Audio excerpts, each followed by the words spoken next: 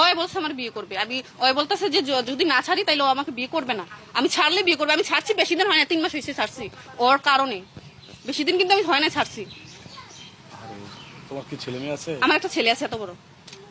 পাবেলে তো আমার সাথে আমার স্বামীর ঘরে থাকা যায় না, কালিংও আমার সাথে কথা বলছে এবং কি আমার জামাইয়ের ঘরতে নিয়ে আসছে নাকি। পাবেল আমাকে বিয়ে করবে সেই আশ্বাস দিয়ে তো নিয়ে আসছে, প্রলোভন দেখাই তো নিয়ে আসছে নাকি। তো আমি পাবেলকেই বিয়ে করব, কারণ আমার তো মান সম্মান শেষ, আমার বাপ মা সবারই তো মান সম্মান শেষ নাকি। তো এখন সে আমাকে বিয়ে করবে, আমি তো ওর বাড়িতে চলেই আসতে, আমি আর এখান থেকে যাবো না। 20-এর মধ্যে নাকি ও চাকরির পারমেন্ট পাইবে, ওইটাও আমার বলছে, তখন ওই আমাকে বিয়ে করবে সেটাও বলছে আমার। আমি তো ওর সংসার, আমি তো সংসার ভেঙে আসছি ওর সাথে বিয়ে হওয়ার জন্যই নাকি।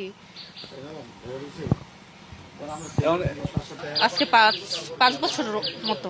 5 বছর হবে? হ্যাঁ, এখন আসছি ওর বাড়িতেও আমার বিয়ে করবে, নয়তো আমি ওর বাড়িতে জীবন দেবো। দুইটার একটা, আমার জীবন ওই নষ্ট করে দিছে, ওই 3টা জীবন নষ্ট করছে ওই, কিন্তু প্রলোভন দেওয়াতে আমি আসছি। এবং কি আমি ওর বাড়িতে এখন আসি, ওকে আমি বললে আসছি যে আমি তোর বাড়িতে আসতেছি, ওই বলতেছে তোর সাহস থাকলে আয়। ওই আমার বলে আমার সাহস থাকলে আমি আসতাম। এখানে এসে আমি কথা বলছি, পাবেল আমার বলতেছে মান সম্মান নষ্ট করেছে, তুই বাড়িতে যা, আমি তোর বাড়িতে যাবো। তারপর পাবেলের মা পাবেলের এদিক দিয়ে পাঠাই দিছি, টাকা পয়সা সবকিছু ওরা আমি দিছি। আমার জমির টাকা আমি ওরে দিছি, এই যে হবে তো 4-5 লাখ টাকার মতো হবে, আমি ওরে দিছি। ওই আমার সাথে ঘুরতো যাইতো খাইতো, কিন্তু ওই এত চালাক, ওই টাকা কখনো বিকাশে নেয় নাই, ওই হাতে নিত, ওই এত চালাক জানেন আপনি।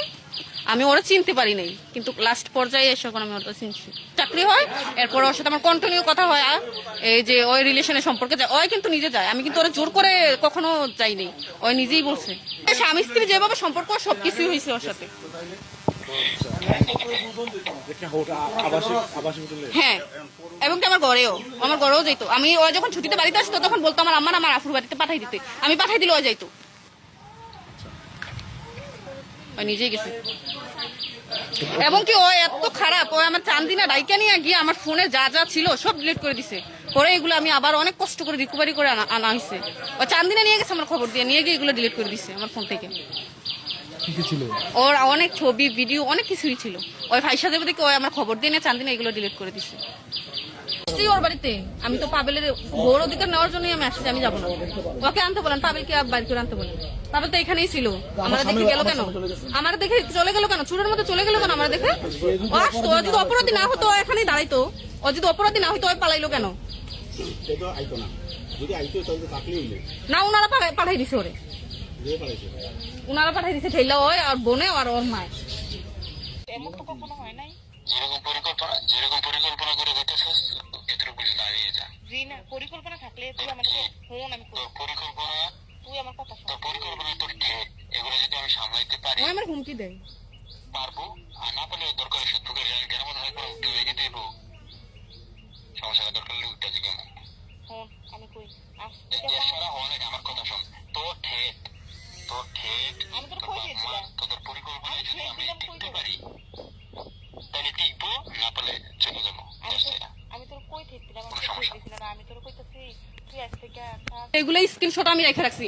ওই যদি আমার স্বামীর কাছে এখন জিজ্ঞাসা করে আমি কেমন, আপনার বউটা যদি চলে যায় আপনি বলবেন নি যে আপনার বউটা ভালো ছিল? কখনো বলবেন? কখনোই বলবেন না। তাহলে সে কিভাবে কথা বলো, কিভাবে আমার ছবিগুলো ওর সাথে ছবিগুলো ওকে দিল? কিন্তু 15 দিন আগে বিচার আসছে, ওই কিন্তু ওরা বলছে, পাবেল বলছে যে ওর বাপ মা নিয়ে যাইবে যাতে এই যে বিষয়টা নিয়ে হাজার না করা হয়। তো পরে আমার বাবাও বলছে ঠিক আছে তাইলে তুমি তোমার বাপ মা নিয়ে আসো। তো পরে ওই বলছে ওই আর এখন পর্যন্ত ওর বাবা নিয়ে যায় নাই, বাবা বা বাপ মা গার্জিয়ান নিয়ে এখনো যায় নাই। বাড়িতে যাইতো রমজান মাসে রাত্রে 10টার দিকে যাইতো, এবং কি রাত্রে 2টা-3টার দিকে বাড়িতে আসতো, ওই আমার বাড়ি থেকে আসতো, ওই কিন্তু আমার বাড়িতে যাইতো। হ্যাঁ, ওইখানে যাইতো, আমার বাসায় যাইতো, বাসায় যদি একটা মেয়ের কাছে যায়, এই ছবিগুলো দেখাইছে আমার ঘরে কিন্তু, ঠিক আছে। সে আমার বাসায় যাইতো, বাসায় গিয়ে আমার সাথে রিলেশন করার পর তারপর বাড়িতে আসতো, এবার 2-4-5 দিন পর যাইতো। ছিলাম চেয়ারম্যানের কাছে, জানেন চেয়ারম্যান এটা সমাধান এর আগে কিন্তু হয়ে গেছে। হ্যাঁ সম্পর্ক হ্যাঁ আমার বাইরে ফাঁসাইছে, ফ্রেন্ড হিসাবে কথা বলছিল প্রথম, এরপরে ওনার সাথে উনি জোরজবস্তি কইরা মানে উনি অনেক রকম করে ব্ল্যাকমেল করছে। দেখেন ওনার অনেক প্রমাণ আছে ব্ল্যাকমেলের আমার কাছে। কি না না আমি ছেলের বোন, হ্যাঁ ওনার অনেক প্রমাণ আছে। এই ছেলের সাথেও এই মেয়ে দুয়ারিয়া, এই মেয়ের যখন প্রথম বিয়ে ওই মেয়ের সম্পর্ক করে হয় দৈরাবান্ধা হেরা বিয়ে করেছে, হ্যার স্বামীরও রেকর্ডিং সব প্রমাণ আছে। হ্যার স্বামীও বলছে যে মেয়ে খারাপ চরিত্রহীন। এর স্বামী এই বেদব মেয়ে, তোমার স্বামী আমার বাইরে বিস্তার বার করছে, তুমি এটা বলো না কেন? এই মেয়ে তুমি কথা কম বলো, আমি তো বলতেছি জি না। এই মেয়ে শুধু এক জায়গায় না, চেয়ারম্যানের কাছে হ্যাঁ প্রমাণ আছে, দুয়ারা ছেলের সাথে ওনাকে ওনার মানে মেয়ে বাজে মেয়ে, এই মেয়ে ছেলে আছে একটা অনেক বড়, ইতন আমরা জানতাম না শুনতাম না, মেয়েরা নাকি বলে আর কয়েক জায়গায় দৌড়ছে, এরকম কর্মের ব্যবসায়ী নাকি এটা। তখন চেয়ারম্যানে বলছে দেখো মেয়ে এরকমই, আচ্ছা ঠিক আছে আমরা এটা দেখতেছি বাকি শেষ হয়। আমরা তো আর জানি না এইসব, এখন না শুনলাম বা জানলাম, বা ছেলের কাছে ছেলেও তো এরকম কিছু বলে নাই, বলছে ফ্রেন্ড হিসেবে। নিয়ে আসেন না, ওর তো নিয়ে আসলে অনেক কিছু সমাধান হতে হবে। আমি তো একটা সংসার ভাঙ্গা আসছি ওর কাছে, ওই তো আমার বাঙ্গাই আনছে, আমি তো নিজের ইচ্ছা আসিনি। আমি কি নিজের ইচ্ছা আসছি? আমি নিজের ইচ্ছা, আমার স্বামীর ডিভোর্স দিচ্ছে আজকে 3 মাস হয়েছে, ওই কিন্তু আমার আনছে।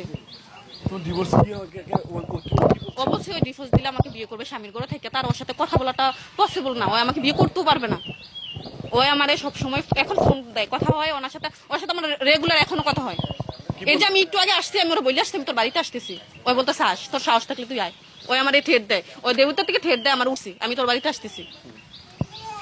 আমি আসার সময় ওরা মেসেজ করে আসছি আমি তোর বাড়িতে আসতেছি, আসে আমি আরো এখানে লাগতেছি। ওই আমার বলতেছে আমার মান সম্মান নষ্ট করিস না, তুই চলে যা, আমি তোর বাড়িতে যাবো। মান সম্মান যদি নষ্টই না করতে চাইতি তাহলে তুই আগেই যেতি। ওর সাথে প্রত্যেকদিন রাত্রে আমার কথা হয়, প্রত্যেকদিন রাত্রে ও আমার সাথে এখনো রেগুলার কথা বলে। সর্বশেষ কি বললো সে? ও সর্বশেষ এটাই বলে যে আমি যেহেতু কিছু না করি ওর চাকরিতে সমস্যা হবে, যদি তোর চাকরিতে সমস্যা হয় জানোস তাহলে তুই আমার সাথে এটা মিলমিশে যা। আমি ওরা হাতে পায়ে বেরো ধরছি, তুই যখন আমি মিলমিশ চাই, ওই যখন আমার স্বামীর ঘরটা আমার নিয়ে আসছি বিয়ে করবো, প্রলোভন দেখাই তো নিয়ে আসছে, তো এখন ও আমাকে বিয়ে করবে। তুমি বিয়ে করতে চাও? হ্যাঁ। তো বিয়ে না করলে কি করবা? বিয়ে না করলে যা করার তা করবো। কি করতে চাও? আমি ওর বাড়িতে ফাঁসি দিয়ে মরবো না, চাকরি খাবো কেন? আমি কি করতে চান বললাম? আমি এখানে ফাঁসি দিয়ে মারা যাবো যদি ও আমার বিয়ে না করে, কারণ আমি তো আমার বাড়ির বাবা মা ছাইরা দিয়ে কিন্তু আমি চলে আসছি, আমার বাবা মারও কিন্তু মান সম্মান নাই।